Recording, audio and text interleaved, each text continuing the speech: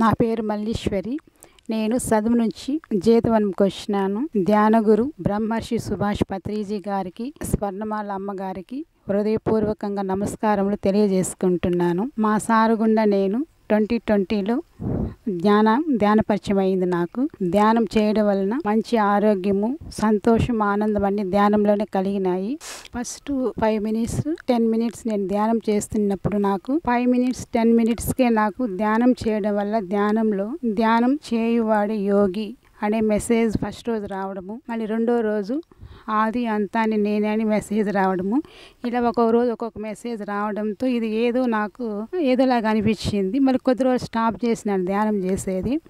తర్వాత మళ్ళీ నేను అనుకున్నాను, ఇంట్లో నాన్ వెజ్ ఏం చేయకుండా 41 days ఉండి మనం ధ్యానం బాగా చేద్దాం అట్లని అనుకున్నాను. అనుకున్న తర్వాత మళ్ళీ రోజు 5 నిమిషాలు 10 నిమిషాల ధ్యానం చేసుకుంటూ ఉండేదాన్ని. అలా 41 days ధ్యానం చేద్దాం అనుకున్న ఎడల నాకు సడన్గా ఒకరోజు 12 గంటల టైంలో హెల్త్ సరిలేకుండా అయిపోయింది. లెఫ్ట్ సైడు ఆ నరం లాగడము, ఆ చిటికిన వేలు, ఆ రింగ్ వేలు దగ్గర బాగా తిమ్ములు బట్టి ఆ నరం లాగడంతో 12 గంటలు మిడ్నైట్లో ఎక్కువ బాగాలేకుండా అయిపోయింది. అప్పుడు నోరంతా తడిగా ఆరిపోతూ అలా అయిపోయింది అనమాట. అప్పుడు నేను ఎంత మజ్జిగ తాగుతున్నా, ఎంత వాటర్ తీసుకుంటున్నా ఆ తడి ఆరకుండా అయిపోయింది. మళ్ళీ గవర్నమెంట్ హాస్పిటల్ దగ్గరికి వేరే మేడం గుండా వెళ్ళినాము. అక్కడ వెళ్ళిన తర్వాత వాళ్ళు స్కాన్ చేశారు. మళ్ళీ బయట వెళ్ళండి అని చెప్పారనమాట. మళ్ళీ అప్పటికప్పటికే మేము కారు మాట్లాడుకునేసి తిరుపతికి వెళ్ళాము. అప్పటికి మా పేరెంట్స్కి అంతా వేరే మెసేజ్ పంపించినారు, ఇలా బాగాలేదు పాపకు అనే కొందికి. ఇంకా తిరుపతిలో ఉండే మా చెల్లెళ్ళు, మా అమ్మగారు అందరూ తిరుపతికి వచ్చేసినారు అనమాట. అంటే సిమ్స్ హాస్పిటల్కి వెళ్ళినాము. అక్కడ వెళ్తున్నప్పుడు కరోనా టైం 2020లో ఆ బయట ఉండి డాక్టర్ మీరు చూపించుకున్నారు కదా, స్లిప్ ఇవ్వండి అట్లా అని చెప్పి అడిగారు. అడిగిన తర్వాత డాక్టర్ చూసి ఏ ప్రాబ్లం లేదు అట్లని అన్నారు. సరే ఎందుకన్నా మంచిది రాండి మళ్ళీ ఒకసారి అంతా స్కాన్ చేద్దామని చెప్పి మళ్ళీ వెళ్ళిన తర్వాత అన్ని టెస్టులు అన్ని స్కాన్లు చేశారు. చేసిన తర్వాత అక్కడ ఏ ప్రాబ్లం లేదని చెప్పారనమాట. అక్కడ ఏమంటే నేను కూర్చొని, అందరూ బెడ్ల మీద పేషెంట్లు అన్నట్లు అందరూ పడుకోన్నారు. నాకు పడుకోవాలని కూడా అనిపించలేదు. నేను కూర్చొని నాతో నేను ధ్యానం చేసుకోవాలనే ఉంది. అక్కడి నుంచి నాకు మార్పు వచ్చింది. అంటే కూర్చొని ధ్యానంలోకి వెళ్ళిపోతాను నేను ఎంత చూపైనా. అది నాకు ధ్యానము అలాంటి స్థితి అని కూడా తెలియదు. మా వారు ఎందుకు అలానే కూర్చోండావంటే నాకు పడుకోవాలనిపించలేదు, కూర్చోవాలనే ఉంది అనేసి నేను ధ్యానంలోకి వెళ్ళిపోతా అన్నాను అనమాట.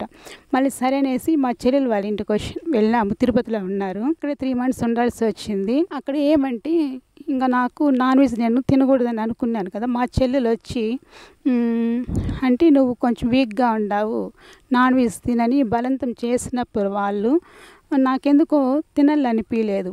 తను ఎక్కువ ఫోర్స్ చేస్తా అంది. అప్పుడు నేను తను అన్నీ చేసి పెట్టేసి మా పిల్లలకి పెట్టమని చెప్పి బయట వెళ్ళిందనమాట. అప్పుడు నేను పిల్లలకి పెట్టి నాకు ఇష్టం లేదు తినడానికి. అప్పుడు నేను వండుకొని ఎందుకు నన్ను ఇంత ఫోర్స్ చేస్తా అన్నారు, నేను తినచ్చా తినకూడదని క్వశ్చన్ వేసుకున్నప్పుడు నా లోపల నుంచి ఏ మెసేజ్ వచ్చిందంటే నువ్వు ఇప్పుడే ముందు అడిగేసావు కదా, మళ్ళీ వెనకడిగి ఎందుకు వేస్తాను అనే మెసేజ్ రావడంతో నాకు అప్పుడు హ్యాపీ అనిపించి మళ్ళీ నేను స్టాప్ చేసేసాను అనమాట. మళ్ళీ ఒక 4-5 days తర్వాత మళ్ళీ మా చెల్లెలు వండుకొని మళ్ళీ కనీసం అది తినవు కదా, ఎగ్ అన్న తినని బలవంతం చేయడంతో నేను ఒక 2 days ఎగ్ తిన్నాను. తర్వాత మళ్ళీ నాకు ఫీవర్ స్టార్ట్ అయ్యింది. ఆ ఫీవర్ రావడంతో మళ్ళీ హాస్పిటల్కి వెళ్ళామన్నమాట. హాస్పిటల్కి వెళితే డాక్టర్ ఏం చెప్పారంటే అన్ని టెస్టులు చేసి నీకు టైఫాయిడ్ ఫీవర్ ఉంది, నువ్వు నాన్ వెజ్ ఏం తినకూడదు, ఎగ్గుతో సహా తినకూడదు అని చెప్పడం వల్ల మళ్ళీ నేను స్టాప్ చేయాల్సి వచ్చింది. అప్పటి నుంచి నేను నాన్ వెజ్ తినడం పూర్తిగా స్టాప్ చేసేసాను. మళ్ళీ మా అమ్మగారింటికి వెళ్ళినప్పుడు అక్కడ చిన్న ఫంక్షన్ జరుగుతుంది. ఆ ఫంక్షన్కి వెళ్ళినప్పుడు అక్కడ నాన్ వెజ్ చేశారనమాట. అంటే మా ఇంట్లో అందరూ కలిసి చేసుకొని తింటా అన్నారు. నాకు అప్పుడు నేను తినకూడదని ఉన్నాను కదా, అప్పుడు నేను కూర్చొని అందరితో కూర్చొని నేను మామూలుగా శాకాహారం తినేటప్పుడు నాలో నుంచి మెసేజ్ వస్తూ ఉంది, శాకాహారమే అమృతాహారము అని. అప్పుడు మా చెల్లెలు చూసి ఏమో నువ్వు ఏదో మాట్లాడతాన్నావు మాట్లాడనంటే నాకు తెలియకుండా నా మెసేజ్ వస్తుంది నాలో నుంచి.